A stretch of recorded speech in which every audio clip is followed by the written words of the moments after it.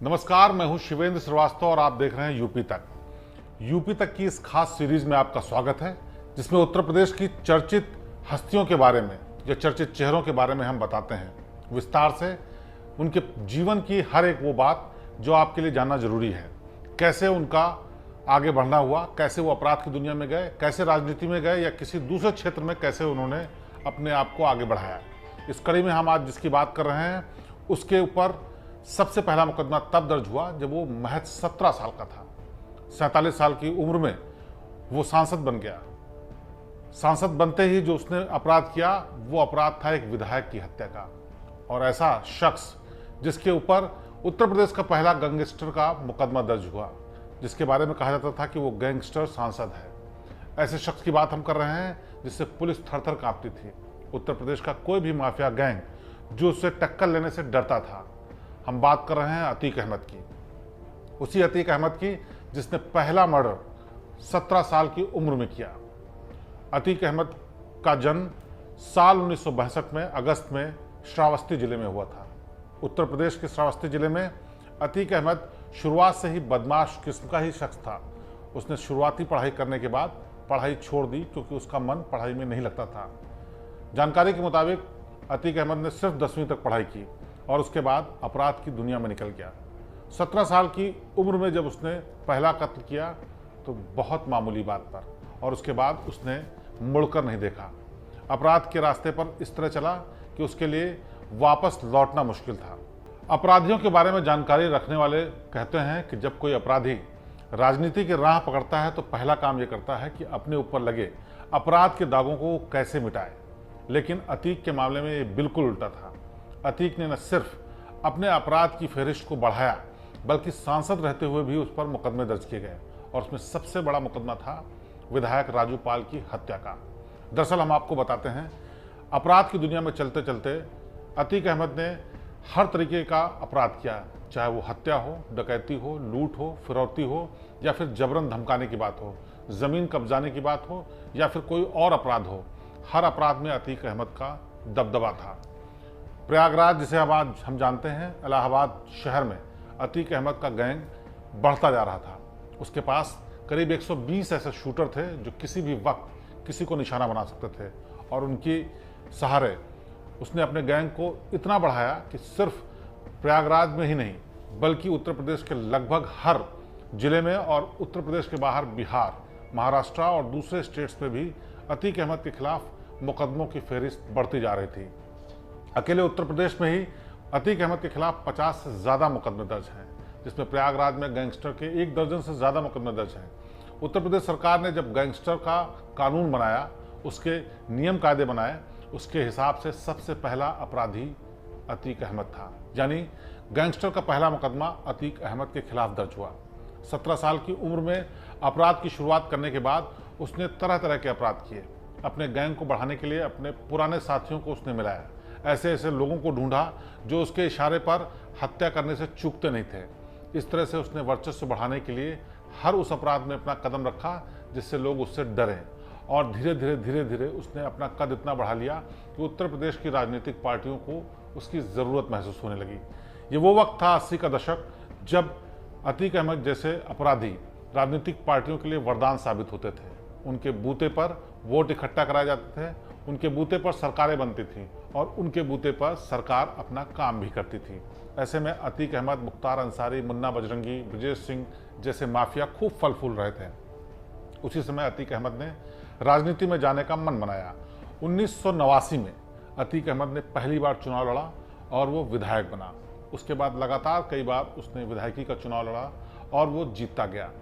बाद में समाजवादी पार्टी में शामिल होने के बाद उसने समाजवादी पार्टी से भी चुनाव लड़ा और उससे भी विधायक बना। लेकिन उसका जो वर्चस्व था वो अपराध की दुनिया में भी उसी तरीके से बढ़ता जा रहा था। उसने सत्ता के दम पर, अपनी वर्दी के दम पर, चूँकि राजनीतिक वर्दी थी, उसके दम पर तरह तरह के ठेके, तरह तरह के दबाव बनाने शुरू किए, और नतीजा ये हुआ कि एक तरफ वो राजनीतिक रसूख बढ़ाता जा रहा था, दूसरी तरफ उसकी अपराधों की फहरिस्त भी बढ़ रही थी। दूसरे गैंग उससे इसलिए डरते थे क्योंकि उस वक्त समाजवादी पार्टी सरकार सत्ता में थी और उसे वरदहस्त प्राप्त था। कहा यह भी जाता है कि मुलायम सिंह यादव ने उस वक्त अतीक अहमद को इतना सपोर्ट किया जिसके चलते वो अपराध की दुनिया में बहुत बड़ा नाम बन चुका था। दूसरे विरोधी गैंग अतीक अहमद से इसलिए वो डरते थे कि अगर उसका खिलाफत की गई तो वो सरकारी मशीनरी का भी इस्तेमाल कर सकता है और खुद दुर्दांत और कुख्यात होने की वजह से किसी को भी बख्शने वाला नहीं है। इसलिए सीधे तौर पर उस वक्त दूसरे गैंग अतीक अहमद से किसी भी तरीके का झगड़ा मोल लेना नहीं चाहते थे। नतीजा ये था कि हर ज़रूरी चीज़ में, हर बड़े ठेके में, हर बड़े जो भी मामला होता था उसमें अतीक अहमद का दखल रहता था। लेकिन एक बारगी समाजवादी पार्टी से उसका रिश्ता खराब हुआ तो उसने दूसरा दामन थामा, दूसरे दल से चुनाव लड़ा, लेकिन उसमें चुनाव हार गया। लेकिन किसी तरीके से उसने समाजवादी पार्टी को फिर से टिकट देने के लिए मनाया। साल 2004 में अतीक अहमद को फूलपुर विधानसभा, जो कि सांसद की सीट थी, संसदीय क्षेत्र था, वहां पर चुनाव लड़ने के लिए समाजवादी पार्टी ने टिकट दिया। 2004 में सांसद बनने के बाद उसका और वर्चस्व बढ़ता चला गया और इसी के बाद कुछ ऐसा हुआ जिसके बाद अतीक अहमद का पूरा जीवन हमेशा के लिए बदल गया। साल 2004 में सांसद बनने के बाद अतीक अहमद ने अपराध का दामन फिर भी नहीं छोड़ा। उसके जीवन में एक ऐसी घटना घटी जिसने उसका पूरा जीवन अपराध के इतिहास से कुछ ज़्यादा ही बदल दिया। उसके बाद से वो लगातार जेल में है और जेल से छूटा भी नहीं। उसके पीछे वजह क्या है ये हम आपको बताते हैं।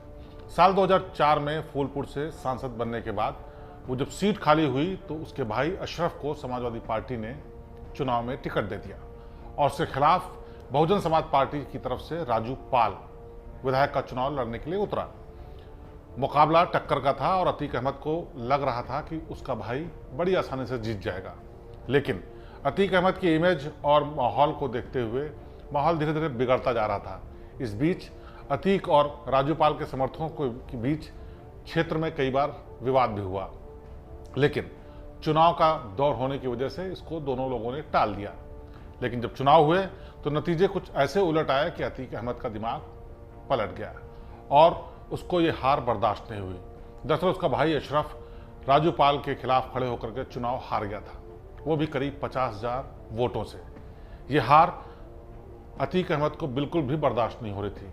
नतीजा ये कि राजू पाल को गोलियों से भून दिया गया और आरोप लगा अशरफ और अतीक अहमद पर। इस मामले में हत्याकांड को अंजाम देने के बाद अतीक अहमद फरार हो गया, उसका भाई भी फरार हो गया। उस वक्त मायावती ने हर हाल में अतीक अहमद को मजा चखाने की सोची और उसके बाद लगातार दबिश दे करके, लगातार रेड्स के बाद अतीक अहमद को पकड़ने की कोशिश जो की गई वो सफल नहीं हो रही थी। उत्तर प्रदेश में जगह जगह इस पूरे मामले को लेकर चर्चा थी, हर कोई दहशत में था और उत्तर प्रदेश पुलिस अलग अलग जगहों पर खाक छान रही थी कि अतीक अहमद को कैसे गिरफ्तार किया जाए। मायावती के डर से अतीक अहमद ने सरेंडर करने का फैसला किया, लेकिन उत्तर प्रदेश में नहीं, क्योंकि उसको लग रहा था कि राजू पाल की हत्या के बाद उसका एनकाउंटर हो सकता है। लिहाजा सांसद होते हुए, फरार होते हुए उसने दिल्ली में सरेंडर किया और उस पर मुकदमा शुरू हुआ। तब से अतीक अहमद जेल में बंद है और इस डर से कि कहीं उत्तर प्रदेश में बीजेपी की सरकार आने के बाद उसको एनकाउंटर में या किसी और दूसरी वजह से जान से हाथ न गंवाना पड़े, उसने अपना ट्रांसफ़र गुजरात करा लिया है। साल 2019 में जब उत्तर प्रदेश में लोकसभा चुनाव हो रहे थे तो उत्तर प्रदेश की तमाम सीटों को लेकर कयास लगाए जा रहे थे कि अतीक अहमद समाजवादी पार्टी के पक्ष में या दूसरी किसी पार्टी के पक्ष में वोट दिलवाने की क्षमता रखता है, लिहाजा जेल में रह करके भी वो मदद कर सकता है। इसी के चलते उसका स्थानांतरण सरकार की कोशिशों के बाद गुजरात कराया गया।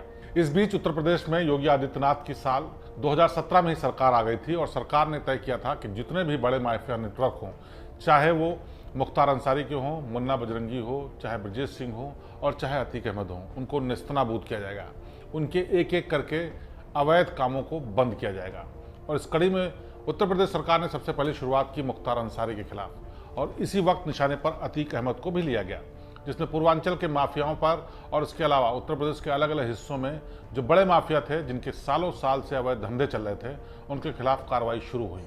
अतीक अहमद को भले ही दूसरे नंबर पर रखा हो, लेकिन मुख्तार अंसारी को उत्तर प्रदेश सरकार ने पूरी तरह से नस्तनाबूद करने के लिए जगह जगह उसके अवैध निर्माणों को धराशायी किया, उसके अवैध धंधों को बंद किया, उसके तमाम साथियों पर गैंगस्टर एक्ट लगाए गए, उसके अवैध हथियारों को जब्त किया गया। और इसी बीच अतीक अहमद के प्रयागराज से लेकर के दूसरे जिलों में मऊ, बलिया, बस्ती, गोरखपुर और दूसरे जिलों में जहां जहां उसके अवैध निर्माण थे, उन सबको गिराया गया। सरकारी ज़मीनों पर कब्जा करना, दूसरों की ज़मीन हथिया कर उसमें बड़े बड़े मॉल्स बनवाना और उसमें व्यावसायिक चीज़ें शुरू करना, ये अतीक अहमद का सबसे बड़ा शौक था। अवैध धंधों को वहीं से संचालित किया जाता था और तमाम ऐसे अवैध धंधे किए जा रहे थे जिस पर सरकार की नज़र थी। लेकिन उत्तर प्रदेश में बीजेपी बहुत सालों से सत्ता में नहीं थी, इसीलिए इसके धंधे फल फूल रहे थे। 2017 में जब योगी आदित्यनाथ की सरकार आई, उसके बाद तय हुआ कि ऐसे माफियाओं पर नकेल कसी जाएगी और सबसे पहले इन सब का डेटा इकट्ठा करने के निर्देश जिलों के पुलिस अधिकारियों को दिए गए। इसी के चलते मुख्तार अंसारी और अतीक के खिलाफ जितने भी मुकदमे लंबित थे या फिर जितने भी मामले ऐसे थे जिनकी जांच चल रही थी, उन सब की फहरिस्त बनाई गई और एक एक करके विकास प्राधिकरणों के जरिए जिलों में जो अवैध बिल्डिंग्स थे उनको गिराया गया। अतीक अहमद को एक अंदाजे के मुताबिक करीब यूपी सरकार की तरफ से 100 करोड़ रुपए का ऐसा नुकसान हुआ है जो भी उसने अवैध धंधे से कमाए थे। उसमें बिल्डिंग्स, उसके बिजनेस और तमाम दूसरे नेटवर्क भी शामिल है। अतीक अहमद बड़े बड़े टेंडर्स लेकर के जेल के भीतर से ही अपना साम्राज्य चलाता था, लेकिन यूपी सरकार ने उसके एक एक धंधे को नेस्तनाबूद करना शुरू कर दिया। परिवार वालों ने लगातार इस बात की दुहाई देनी शुरू कर दी कि अतीक अहमद अगर जेल से बाहर आए या उत्तर प्रदेश में आया तो उसकी जान जा सकती है। और नतीजा ये हुआ कि यूपी सरकार ने न सिर्फ उसके धंधों को नेस्तनाबूद किया, बल्कि उसके साथ जितने भी अवैध धंधे में लोग शामिल थे उनके पुराने मुकदमे, नए मुकदमों को खोल करके उनके खिलाफ कार्रवाई करनी शुरू कर दी। फिलहाल अतीक अहमद जेल में बंद है और उसको इस बात का डर सताता है कि कहीं ऐसा ना हो किसी पेशी के वक्त या उत्तर प्रदेश में अगर उसको ट्रांसफ़र किया जाता है तो उसकी जान को खतरा हो, लिहाजा वो उत्तर प्रदेश की जेल में नहीं आना चाहता। यही हाल उत्तर प्रदेश के तमाम उन माफियाओं का है जो कि सालों से ऐसे ऐसे काम करते रहे हैं जिन पे उनको कानून का कोई खौफ नहीं था। उसमें सबसे बड़ा नाम मुख्तार अंसारी का है, उसके बाद अतीक अहमद का नाम आता है। हम आपको बता दें कि अतीक अहमद को उत्तर प्रदेश सरकार यहाँ लाने की कोशिश कर रही है, लेकिन उत्तर प्रदेश में वो आना नहीं चाहता और इसी के साथ तमाम उसके जो नेटवर्क हैं वो एक एक करके बंद होते जा रहे हैं। अतीक अहमद के बारे में ये भी कहा जाता था कि उसने कभी अपराध का दामन नहीं छोड़ा, चाहे भले ही उसने सफ़ेद कुर्ता यानी राजनीति ज्वाइन कर ली। राजनीति ज्वाइन करने के बाद माना यह जाता है कि किसी भी तरीके से हर अपराधी अपने दाग धुलना चाहता है, लेकिन अतीक अहमद ने ऐसा बिल्कुल नहीं किया। सांसद रहने के दौरान उसने हत्या की, उसके अलावा उस दौरान उसने तमाम वो आपराधिक कृत्य किए जो आमतौर पर राजनेता करने से बचते हैं, क्योंकि वो अपनी सामाजिक छवि को सुधारना चाहते हैं जिससे एक बेहतर समाज में बेहतर तरीके से वो रह सकें। लेकिन अतीक अहमद ने कभी भी अपराध का दामन नहीं छोड़ा। मनोचिकित्सकों के मुताबिक अतीक अहमद जैसे अपराधी कभी भी अपराध से अलग नहीं हो पाते और इसी का नतीजा है कि उसके जैसे लोग, उसके फैंस बहुत सारे होते हैं। आज भी अतीक अहमद के चाहने वाले इतने ज़्यादा हैं कि अगर वो जेल से कभी बाहर आता है तो उसको अपना नेटवर्क खड़ा करने में बहुत ज़्यादा मुश्किल नहीं होगी। जब उसने 17 साल की उम्र में पहला कत्ल किया और उसके बाद अपने नेटवर्क बनाना शुरू किया, उसके साथ तमाम ऐसे लोग जुड़े जो कॉलेजेस में, स्कूल में पढ़ते थे, बेरोजगार थे और ऐसे लोग थे जो अपराध की दुनिया में अपना कदम पहले ही रख चुके थे। इस तरह से उसने अपना नेटवर्क खड़ा किया और धीरे धीरे धीरे अपराधी से विधायक फिर सांसद बना। लेकिन राजू पाल की हत्या के बाद से लगातार उसका ग्राफ गिरना शुरू हुआ और उसके खिलाफ कानून ने शिकंजा कसना शुरू किया। पहली बार ऐसा हुआ था कि किसी सांसद ने किसी विधायक की हत्या करवाई हो। पहली बार ऐसा हुआ जिसमें अतीक अहमद पर गैंगस्टर एक्ट लगा और सरकार को गैंगस्टर जैसा कड़ा कानून बनाना पड़ा। पहली बार ऐसा हुआ जब कितनी कम उम्र में किसी ने इतने जघन्य हत्याकांड को अंजाम दिया। अतीक अहमद एक ऐसा नाम है जिसको लेकर के आज भी चर्चाओं का बाजार गर्म रहता है, क्योंकि कहा यह जाता है कि जेल चाहे जो हो लेकिन वहाँ पर अतीक अहमद का सिक्का चलता है। जानकारी के मुताबिक जिस भी जेल में वो रहता है वहाँ उसका बाकायदा दरबार लगता है। वहाँ तमाम ऐसे फरियादी भी आते हैं जो उसके ज़रिए बाहर अपने काम करवाते हैं। अतीक अहमद के साथ खाने पीने, उठने बैठने वाले लोगों की एक लंबी फहरिस्त रहती है और जेल प्रशासन भी कुछ नहीं कर पाता। उसके पीछे वजह है कि कहा जाता है कि अतीक अहमद की आंखें इतनी डरावनी हैं जिसको लेकर के प्रशासन, जेल प्रशासन के लोग कई बार शिकायत कर चुके हैं। अतीक अहमद के बारे में एक और ख़ास बात कि वो आंखों में आंखें डालकर ऐसे घूर कर देखता है जिससे लोग डरने लगते हैं। कहते हैं कि कई अधिकारियों ने इस बात की शिकायत सरकार तक से की है कि अतीक अहमद की आंखों से उनको डर लगता है। वो लगातार देख करके न सिर्फ अपना डर कायम रखता है बल्कि अपनी मनमानी करने की भी कोशिश करता है। उत्तर प्रदेश में लखनऊ में जेल में रहने के दौरान उसने एक व्यवसायी को जेल के भीतर बुलवा कर खाना पीना खिलाने के बाद उसको इतनी बुरी तरीके से मारा कि उसके हाथ पैर टूट गए। वजह सिर्फ इतनी थी कि अवैध तरीके से उसके साथ अतीक अहमद का बिजनेस चल रहा था और उस पैसे के लेन देन को किसी तरीके का विवाद हो गया था, जिसके बाद अतीक अहमद ने जेल के भीतर उस व्यवसायी को बुलाकर बुरी तरीके से मारा, जिसमें बाद में योगी आदित्यनाथ सरकार ने मुकदमा दर्ज किया और इसके खिलाफ जांच भी शुरू हुई। लेकिन कई ऐसे किस्से हैं जो सामने नहीं आ सके। बेशक अतीक अहमद जेल के भीतर रहता हो, लेकिन आज भी उसका साम्राज्य जेल के भीतर से चलता रहता है। नेटवर्क ध्वस्त किया जा चुका है काफ़ी हद तक, लेकिन अभी भी बहुत से ऐसे लोग हैं जो अतीक अहमद के कहने पर अपराध को अंजाम देते रहते हैं। ऐसे अपराधी, ऐसे लोग जो इतना बड़ा नेटवर्क तैयार करते हैं, उसको ख़त्म करने में लंबा वक्त लगता है। यूपी सरकार ने बहुत हद तक कोशिश की है कि ऐसे नेटवर्क को ख़त्म किया जाए, लेकिन अभी बहुत कोशिश बाकी है, क्योंकि इनका नेटवर्क न सिर्फ एक राज्य में बल्कि कई और राज्यों में, हर जिले में और हर जगह मौजूद होता है। इसीलिए इसका नतीजा ये कि जब भी शिकंजा कसना शुरू होता है तो इनके साथी दूसरे राज्यों में भाग जाते हैं, वहाँ दूसरे अवैध धंधे संभालते हैं, और जैसे ही माहौल थोड़ा शांत होता है फिर से वापस अपने मूल धंधे पर वापस आ जाते हैं। लेकिन फिलहाल यूपी सरकार का दावा है कि लगातार ऐसे लोगों पर शिकंजा कसा जा रहा है, तो आने वाले दिनों में अतीक अहमद के गुनाहों का भी हिसाब होगा। लेकिन एक बात तय है कि साल दर साल अपराध की दुनिया में अपना नाम दर्ज कराने वाला अतीक अहमद अपराधियों के जहन में हमेशा जिंदा रहेगा, और ऐसे भी जिंदा रहेगा कि जिन पुलिस अधिकारियों के साथ उसका सामना हुआ, उन लोगों के साथ जो अनुभव रहे, वो सब मानते हैं कि अतीक अहमद एक बेहद दुर्दांत, दुस्साहसिक और ऐसा अपराधी है जिस जैसा अपराधी उत्तर प्रदेश में कोई दूसरा नहीं। तो अतीक अहमद माफिया पर यह थी यूपी तक की खास पेशकश। अगली बार फिर किसी एक ऐसी चर्चित हस्ती के बारे में बात जिसने अपना किसी भी क्षेत्र में मुकाम बनाया है, चाहे अच्छे नाम के तौर पर या खराब के तौर पर। यह अतीक अहमद की बात थी। अगली बार किसी और के बारे में बात होगी, फिर होगी आपसे मुलाकात। नमस्कार।